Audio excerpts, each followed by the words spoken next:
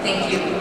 When the plea bargain agreement entered into by the Office of the Ombudsman and General Carlos Garcia was made public, what was your first reaction? Were you surprised at all that the Office of the Ombudsman entered into such anomalous and not only anomalous but you said illegal agreement? Mr. Speaker, as I mentioned in my previous speech, I was outraged by the news about this plea bargain agreement. When we deliberated upon this in the congressional hearing, we thought that it was a very clear case of plunder, considering the number of our accounts that were revealed, about 300 million pesos worth of unexplained wealth.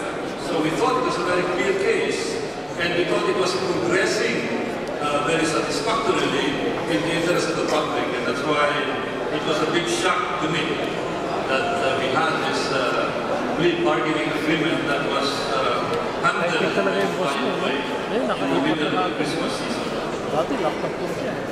The Garcia plea bargain agreement only illustrates the reason why Merceditos Gutierrez must be impeached.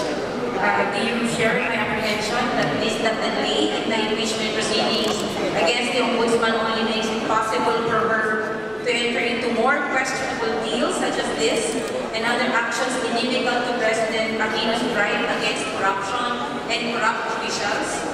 Mr. Speaker, this case cannot be included in the current impeachment case because we cannot add another article to the impeachment case. But in the event that the impeachment case pending will not prosper, I think in August this year, the one-year ban is going to expire, and we can again file another impeachment case.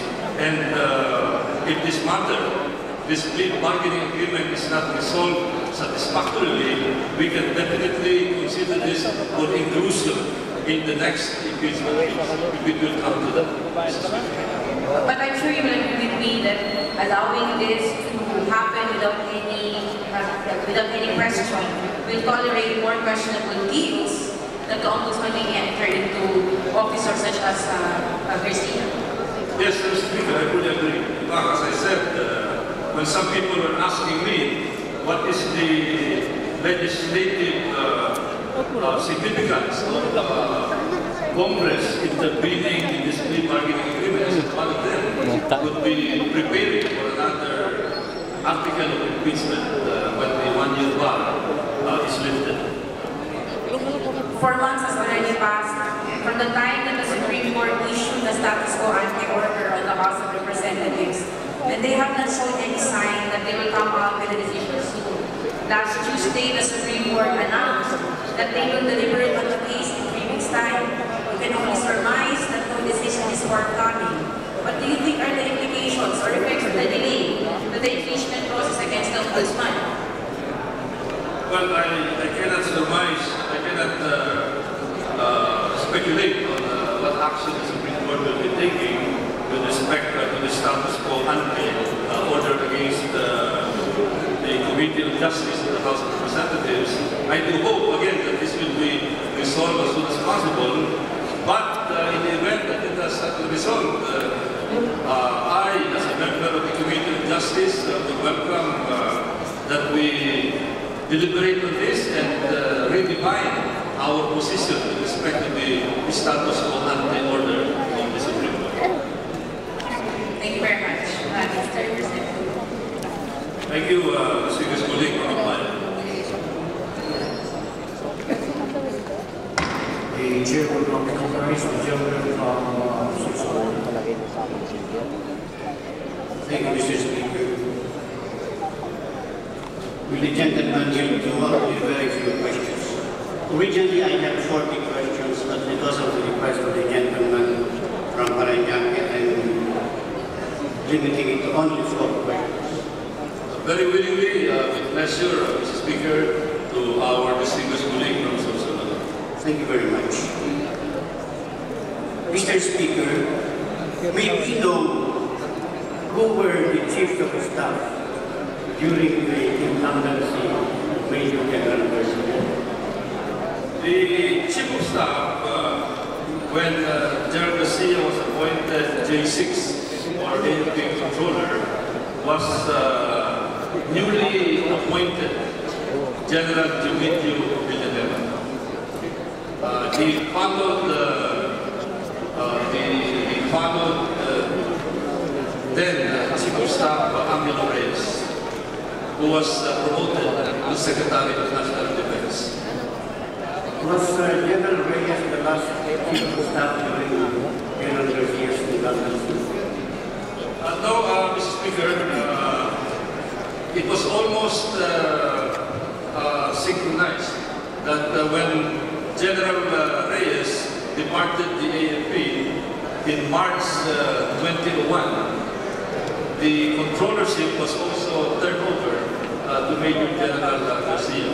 So they did not coincide. I think General Garcia's entry came 1 or 2 days after the exit of General Reyes.